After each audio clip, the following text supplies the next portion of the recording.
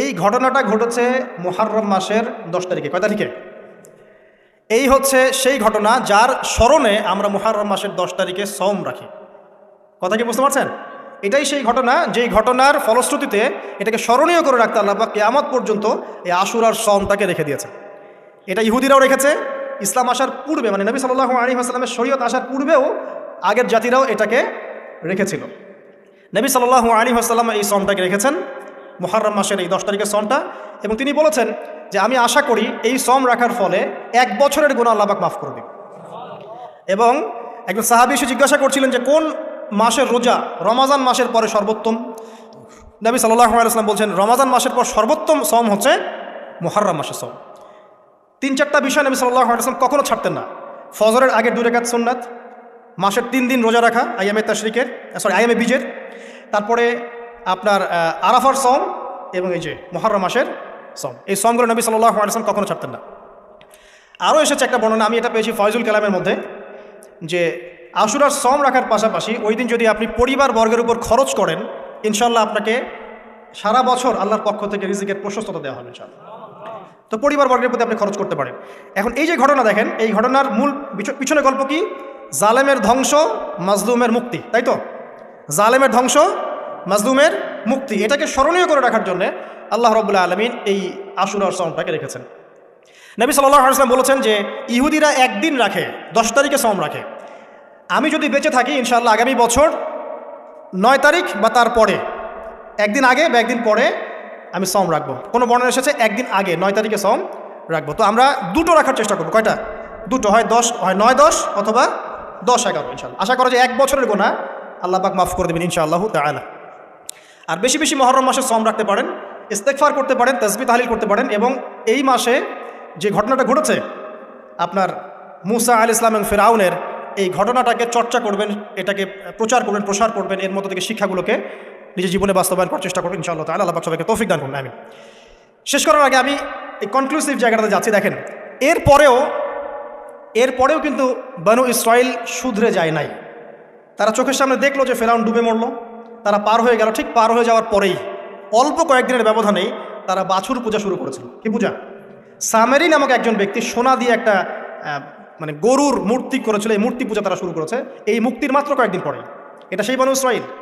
তারপরে যখন মূসা আলাইহিস সালাম তাদেরকে রেখে গিয়েছেন তুর পাহাড়ে আল্লাহর সাথে একান্ত সাক্ষাতের জন্য, কথাবার্তা বলার জন্য, তাওরাত আনার জন্য, এই 40 দিনের ব্যবধানেই তারা আবার শিরক করা শুরু করেছে। মূসা আলাইহিস সালাম সেই তাওরাত এনে দেখেছেন যে তারা পথভ্রষ্ট হয়ে গেছে, এবং তিনি রাগে তাওরাত ছুঁড়ে মেরেছিলেন, এটাও কোরআনে আছে। এবং তার ভাই হারুন তার চুল এবং দাড়ি তিনি চেপে ধরেছিলেন, তোমাকে রেখে গেলাম, তুমি কি করলা? তখন হারুন আলাইহিস সালাম বলেছিলেন যে আমি আমার নিজের নফসের ভয় করছিলাম যে তারা আমাকে হত্যা করে ফেলতে পারে, অথবা বনু ইসরাইলের মধ্যে বিভক্তি সৃষ্টি হতে পারে, এই জন্য আমি কিছু বলতে পারি, আমি মাজলুম ছিলাম। এই অল্প কয়েকদিনের মধ্যেই তারা শিরক করলো, তারা বাছুর পূজা করলো। আল্লাহ পাক তাদেরকে বললেন তোমরা আমালিকা সম্প্রদায়ের বিরুদ্ধে যুদ্ধ করো। তারা প্যালেস্টাইনে থাকতো, আমালিকা সম্প্রদায় প্রচণ্ড শক্তিশালী। তখন এই বনু ইসরাইল বলেছিল যে হে মূসা ইযহাব আনতা ফাযহাব আনতা ওয়া রাব্বুকা ফাকাতিলা, হে মূসা তুমি যাও আর তোমার রব যাও গিয়ে যুদ্ধ করো, ওয়া ইন্না হাহুনা কাঈদুন, আমরা এখানে বসে থাকি। কে বলেছে এটা? এই বনু ইসরাইল, যাদেরকে আল্লাহ পাক এত বড় বিপদ থেকে মুক্তি দিয়েছেন। তারপরে তাদেরকে মান্না এবং সালোয়া খাওয়ার পাঠানো হচ্ছে, এই খাওয়ার পর্যন্ত তাদের ভালো লাগছে না। তারা বলছে হে মূসা আল্লাহকে বলো আল্লাহর জন্য আমাদেরকে এই যে পেঁয়াজ, এই যে রসুন, ডাল, মসুর এগুলো উৎপন্ন করার তৌফিক দেন। চিন্তা করতে পারেন? এরপরে তারা আবার বললো একদল মানুষ বনু ইসরাইলের, আল্লাহকে সামনে এনে হাজির করে দাও, না হলে বিশ্বাস করবো না। তারপর এরকম 70 জন মানুষকে বাছাই করে মূসা আলাইহিস সালাম নিয়ে গেলেন তুর পাহাড়ে। আল্লাহ পাক ওদেরকে মৃত্যু দিয়েছেন, আবার জীবিত করেছেন। মানে এরপরে তারা এত বেশি সীমালঙ্ঘন করা শুরু করলো যে তারপর তারা আবার অধঃপতনের অতল তলে চলে গেল। কথা বুঝতে পারছেন? 40 বছর পর্যন্ত তিহ নামক জায়গায় খালি ঘুরতেই ছিল। সকালবেলা যাত্রা শুরু করে, সন্ধ্যা থেকে আবার সে জায়গায় ফিরে আসছে। এভাবে 40 বছর। কতদিন? 40 বছর। তারপর মূসা আলাইহিস সালাম ইন্তেকাল করলেন, এবং মূসা আলাইহিস সালামের কবর আমাদের নবী সাল্লাল্লাহু আলাইহি ওয়াসাল্লাম দেখিয়ে দিয়েছেন যে ওই যে লাল ডিবি দেখা যায়, ওই লাল ডিবির উপরে মূসা আলাইহিস সালামের কবর আছে। মূসা আলাইহিস সালামের পরে ওই যে অমীমাংসিত যুদ্ধ আমালিকা সম্প্রদায়ের সাথে, এটার বাস্তবায়ন করেছেন পরবর্তীতে ইউশা বিন নুন নামে একজন নবী। কি নাম? ইউশা বিন নুন। তার নেতৃত্বে তালুত নামক সেনাপতি এই যুদ্ধের নেতৃত্ব দেন, এবং ওদের দলের মধ্যে ছিল বড় যোদ্ধা, তার নাম জালুত। এটা সূরা বাকারার মধ্যে পাবেন। আর এই তালুতের আন্ডারে ছিল দাউদ আলাইহিস সালাম, যিনি তীর নিক্ষেপ করেছিলেন আর জালুতের চোখে গিয়ে লেগেছিল। কথা বুঝতে পারছেন? এই যুদ্ধে ইউশা বিন নুনের নেতৃত্বে এই যুদ্ধে বনু ইসরায়েল জয়লাভ করে ওই ফিলিস্তিন দখল করে এবং ফিলিস্তিনের প্রবেশাধিকার পায়। তারা ওই বাইতুল মাকদাস সহ পুরো হোলি ল্যান্ড, যেটাকে বলি পবিত্র ভূমি, তারা সেখানকার অধিবাসী হওয়া শুরু করে। আল্লাহ পাক তাদেরকে সেই জায়গা দান করেন এবং আল্লাহ পাক শর্ত দান করেন, তোমরা যদি সৎ থাকো এই জায়গা তোমাদের আন্ডারে থাকবে, যদি অসৎ হও, সীমা লঙ্ঘন করো, আবার আগের মতো এখান থেকে তোমাদেরকে বের করে দেওয়া হবে। তারা কিছুকাল সৎ ছিল, তারপর তারা দুইবার সীমা লঙ্ঘন করেছে। কয়বার? 2 বার। এই 2 বার সীমা লঙ্ঘন করার কথা সূরা বানী ইসরাঈলের মধ্যে আছে, ওয়ালা তা'আলুন্না উলুওয়ান কাবীরা লা তুফসিদুন্না ফিল আরদি মাররাতাইন, দেখবেন পড়ে। একবার যখন সীমা লঙ্ঘন করলো তখন রোমানদের দ্বারা এরা মার খেয়েছে, রোমানরা এসে এদেরকে পিটিয়ে সেখান থেকে বের করে দিয়েছে। তারপরে আবার যখন সীমা লঙ্ঘন করলো তখন নেবুজাদনেজার নামক একজন রাজা, সে গিয়ে আবার ওদেরকে বের করে দিয়েছে, বের করে ওদেরকে দাসত্বের শৃঙ্খলা আবদ্ধ করে ব্যাবিলনের কাছে নিয়ে এসেছে। এই জায়গাটা একটু ভালো করে বোঝেন। 2 বার সীমা লঙ্ঘন করেছে, আমি শেষ করছি। 2 বার সীমা লঙ্ঘন করেছে, একবার রোমানরা তাদেরকে শায়েস্তা করেছে, আর একবার নেবুজাদনেজার তারা শায়েস্তা করেছে। আচ্ছা, দ্বিতীয়বার শায়েস্তা করার পর তাদেরকে দাস বানিয়ে ইরাকে নিয়ে আসা হয়। কোথায়? ইরাকে, ব্যাবিলন এই সভ্যতায়। এবার বনু ইসরায়েলরা আবার সেই দাসত্বে আসলো, যেই মিশরের দাসত্ব থেকে আল্লাহ মুক্তি দিয়ে এখানে নিয়ে গেলেন, আবার সেই বনু ইসরায়েল দাসত্বের শৃঙ্খলা আবদ্ধ হলো। কথা কি বুঝতে পারছেন? অনেক লম্বা হিস্ট্রি। এবার এই দাসত্বের জীবন যখন চলছে তখন তারা আপোষে কথাবার্তা বলতো, চর্চা করতো। কি চর্চা? যে আমাদের তাওরাতে কিন্তু লেখা আছে একটা কথা। কি কথা লেখা আছে? যে একজন মসিহ আসবে আমাদের। কি আসবে? মসিহ। যখন সেই মসিহ আসবে ত্রাণকর্তা, তখন আমরা আবার বিশ্বের রুলিং স্টেট হবো, আবার সেই জায়গা দখল করতে পারবো। এটা কথা লেখা আছে তাওরাতে, কিন্তু এখনও আছে টিল নাও। এবং আজকে সকালে আমি এগুলো পড়েছি, টাটকা কথা বলছি, তাওরাতে আমি নিজে দেখেছি, এখনও এই কথা আছে যে আমাদের একজন ত্রাণকর্তা আসবে, যিনি আসলে কিন্তু আমরা আবার বিশ্বের শাসনভার ফিরে পাবো। এটা কখন তারা আলোচনা করছে? যখন তারা এখানে দাস। এরপর আল্লাহ পাক সেই ত্রাণকর্তাকে পাঠালেন, তার নাম কি? ঈসা ইবনে মারইয়াম। মাশাআল্লাহ, ঈসা ইবনে মারইয়াম ছিলেন সেই মাসিহ। কিন্তু এরা সেই মাসিহকে চিনতে ভুল করলো, ব্যর্থ হলো, বরং তারাই আবার ঈসা আলাইহিস সালামকে হত্যা করার চেষ্টা করলো। আল্লাহ পাক বলছেন, ওয়া মা কাতালুহু ওয়া মা সালাবুহু, তারা ঈসা ইবনে মারইয়ামকে হত্যাও করে নাই, ক্রুশবিদ্ধ করতে পারেন, বাল রাফাআহু আল্লাহু ইলাইহি, বরং আল্লাহ পাক তাকে তার কাছে উঠিয়ে নিয়েছেন। আমাদের এই সমাজে কাদিয়ানি যারা আছে এরা কিন্তু বিশ্বাস করে না যে ঈসা আলাইহিস সালামকে উঠিয়ে নেওয়া হয়েছে। কথা বুঝতে পারছেন? কোরআন স্পষ্ট করে বলছে, বাল রাফাআহু আল্লাহু ইলাইহি, আল্লাহ পাক তাকে তার কাছে উঠিয়ে নিয়েছেন। কিভাবে উঠিয়েছেন, কোন অবস্থায় তিনি আছেন, এটা জানার দরকার আছে আমার? আল্লাহ পাক উঠিয়ে নিয়েছেন এবং সশরীরেই তিনি সেখানে কিভাবে জীবিত আছেন আল্লাহ ভালো জানেন। ওরা কিন্তু এটা বিশ্বাস করে না। আর এই ফেতনাগুলো দিন দিন ছড়িয়ে পড়ছে সমাজের মধ্যে। সতর্ক থাকবেন, খুব সতর্ক থাকবেন। তো সত্যিকারের মাসিহকে তারা চিনতে ব্যর্থ হলো, তাকে হত্যার চেষ্টা করলো। আল্লাহ পাক তাকে উঠিয়ে নিলেন এবং ওদের উপর আযাব দিলেন। কি আযাব? ওরা মিথ্যা একজনকে সত্য মাসিহ মনে করবে এবং তার অনুসরণ করবে, এবং আল্লাহ রাব্বুল আলামিন তাদেরকে আবারও সেইভাবে ধ্বংস করবেন, ঠিক যেভাবে তাদেরকে লোহিত সাগরে ডুবিয়ে মেরেছে। ফেরাউনকে যখন ডুবিয়ে মারা হয়, তারপরে এই যে 1907 সালে তার মমিটা আবিষ্কার করা হয়, তার আগে মমিটার সন্ধান পাওয়া গেছে 1897 সালের দিকে। কত সালের দিকে? এই যে 1897 সালের দিকে। আর 1907 সালে এটাকে মমিটা গবেষণা করে রেজাল্ট জানিয়ে দেওয়া হয় যে এটা সেই ব্যক্তিরই মমি, নিশ্চিত। এখন একটা জিনিস মিলাচ্ছে আপনাদের সামনে। যখন থেকে ফেরাউনের মমি পাওয়া গেছে তখন থেকে পৃথিবীতে দেখবেন একটা রেভলিউশনও চলছে। এটাকে বলে জায়নিস্ট মুভমেন্ট। কি মুভমেন্ট?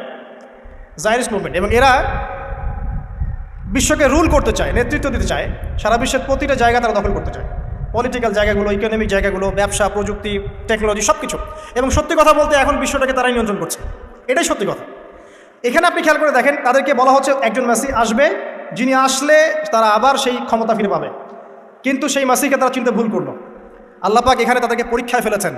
আর একজন মিথ্যা মাসিহকে দিয়ে এদেরকে পরীক্ষা করা হবে, যাকে তারা সত্য মাসিহ মনে করবে, কিন্তু সে সত্য মাসিহ নয়, সে হবে প্রকৃতপক্ষে মাসিহুদ দাজ্জাল।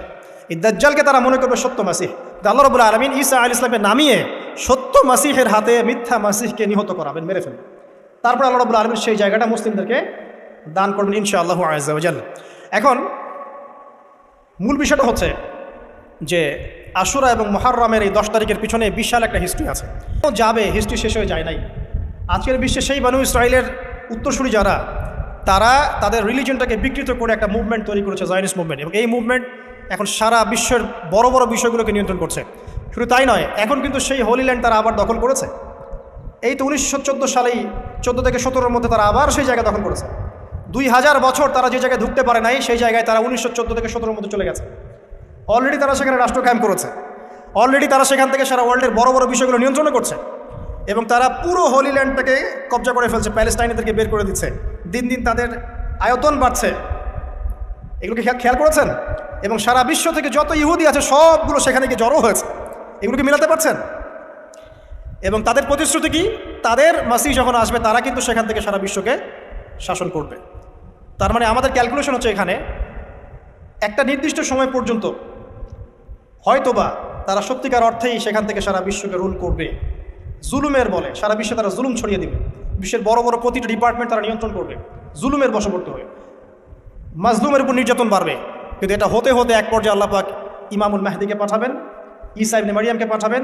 তাদের হাত ধরে মুসলিমরা ইনশাআল্লাহ আজ্জা ওয়া জাল আবারও সেই জায়গা বিজয় করবে ইনশাআল্লাহ। এবং ইতিহাসে সর্বশেষবারের মতো ওদেরকে সেই হোলি ল্যান্ড থেকে বের করে দেওয়া হবে। আল্লাহ রাব্বুল আলামিন ঠিক যেভাবে একদিনের মধ্যে লোহিত সাগরে ফেরাউন এবং তার দলবলকে এনে ডুবিয়ে দিয়েছেন, ঠিক সেভাবে আল্লাহ পাক আরেকটা পরিকল্পনা করেছেন যাতে করে সমস্ত জালেমকে একটা জায়গায় নিয়ে গিয়ে ডুবিয়ে মেরে দেওয়া যায়। সেই জায়গাটাই হচ্ছে জেরুজালেম। এখানে আরও একটা ঘটনা ঘটবে ইতিহাসে, সেটা হচ্ছে যে সমস্ত জালেম যারা জুলুম করছে সারা বিশ্বের উপরে তাদেরকে সেখানকার কর্তৃত্ব দেওয়া হবে। আল্লাহ পাক সুকৌশলে ওদেরকে এখানে টেনে নিয়ে আসবেন।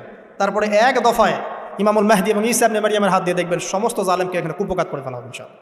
এবং এটা হবেই। তারপরে ঈসা ইবনে মারিয়াম সেখানে ইমামুল আদল, একজন ন্যায়পরায়ণ বাদশাহ হিসেবে সেখানে নবী এবং বাদশাহ হিসেবে তিনি সেখানে দায়িত্ব পালন করবেন।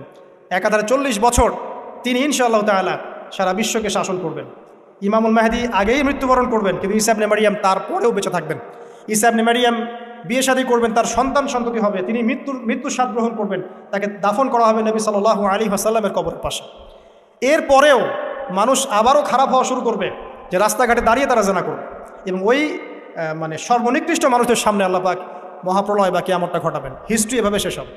তার মানে আমরা বুঝতে পারছি যে আশুরা এবং মুহররমের এই 10 তারিখের সাথে মূসা আলাইহিস সালাম, ফেরাউন, বনু ইসরাইল এবং বর্তমান প্রেক্ষাপটে জায়নিজম, ইহুদি জাতির উত্থান, ইসরায়েল প্যালেস্টাইন এগুলো জড়িত আছে। এই পুরো বিষয়টাকে খুব ভালো করে আপনারা স্টাডি করেন, আর অনেক তথ্য ইনফরমেশন পাবেন, আপনার অন্তর্চক্ষু খুলে যাবে ইনশাআল্লাহ। একটা জুমার খুতবায় যতটুকু বলা সম্ভব এতটুকু বলার চেষ্টা করেছি, কিন্তু সময় সংকীর্ণতার কারণে আমি আর লম্বা করতে পারছি না। আল্লাহ রাব্বুল আলামিন আমরা সবাইকে আশুরা এবং মুহররমের পিছনের এই ঘটনাগুলো বোঝার তৌফিক দান করুন।